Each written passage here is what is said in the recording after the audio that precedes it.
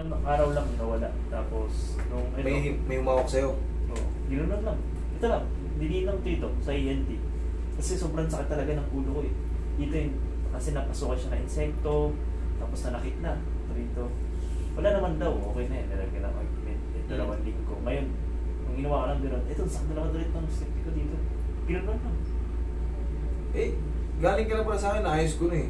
Ba't nagpa-handle ka pa sa iba? Hindi ko naman sinasabing na ano. Kita mo, lalong sumakit.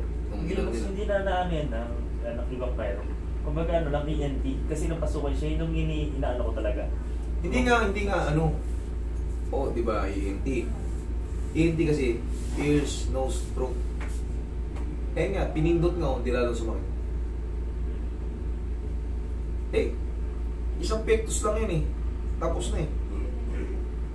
Pero matagal na yun yung napaano ko dito. Tapos nung netong week... Nakalimutan mo lang, baka nakalimutan mo na ako. Nalagyan kasi ng ano, Ng ano? napasukan ng insekto.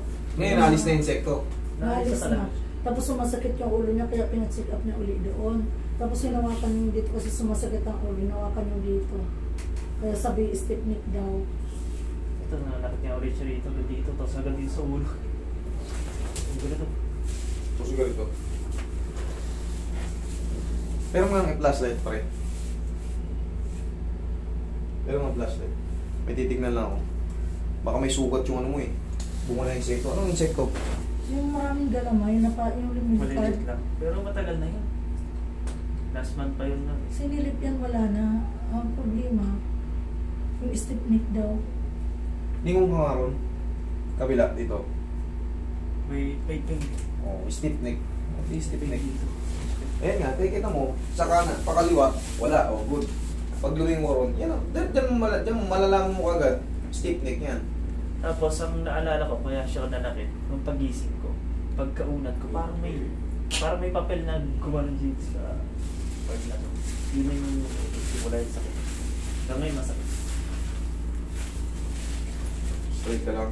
Yan, relax ka lang. Tingnan natin yun. May matitira rito, konti na lang. Para ka na lang na ano, magantay ka na ng mga 4 days, tapos na yun.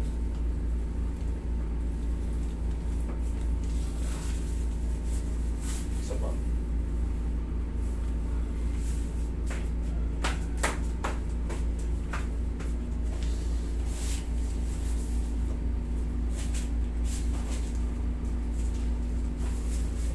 Ito pa. Tanggalin mo muna yung ano mo yun.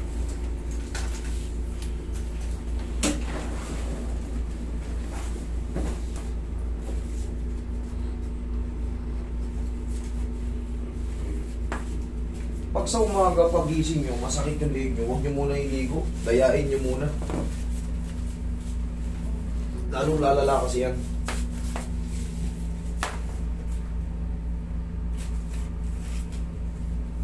Relax na nga.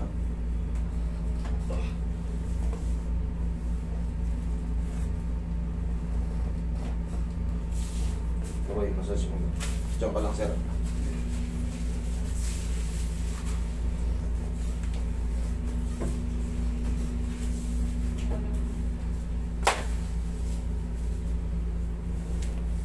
Minsan na Kaya kapag ano, kapag mawala na to, sabihin ko sa kanila, ituro ko sige. dito. Ihaya ka, sir. Hindi naman sumasakit yung panga mo? Tapos may balakang mo siya. Hindi. Hindi. Okay. Tapos may balakang ko. Yan, lagay lang sa dibdib yung kamay. Lagay lang sa dibdib yung kamay. Yan. Huwag mo lalabanan na. Inhale, exhale lang. O, inhale. Exhale. Diyan ka lang muna. Yan. Tapos yung mga muscles natin dito. May matitira yan. Parang may ngalay pa ng konti. Pero hindi na yung the same. Tapos 4 to 5 days. Yan, unti-unti mo na yan. Halos kakatiting na lang. Parang mild na ngalay na lang. Okay? Compression yan sa'yo. Bukod dun sa may insekto. Kasi pag ginagano mo, parang may umiinat, di ba? Ay, parang may maiksi rito. Oh, yun. Compression yan. Yung mga spinal nerve yung sa cervical spine na upo ka. Minsan kasi, yumuyo ko tayo ng mga lalanganin.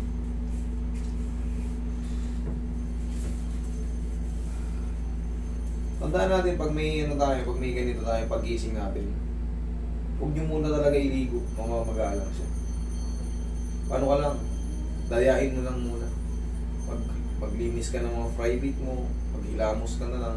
Huwag mo siyang tagal. Kasi minsan ang tagal natin sa paliguan eh. Dayain mo na yung ligo mo, hanggang dito lang muna. Silamos. Ito, Tagal niya magbabasay. pang maligo.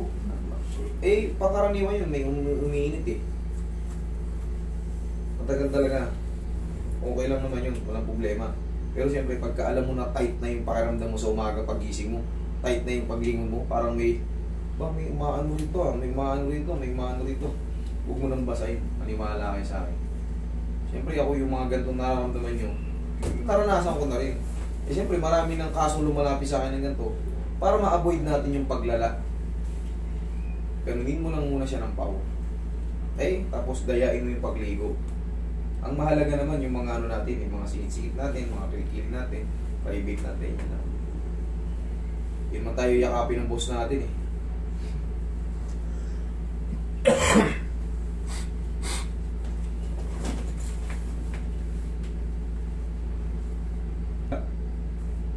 Tingnan mo, sagad na. Oh, ayan oh. Okay. Kanina ano eh,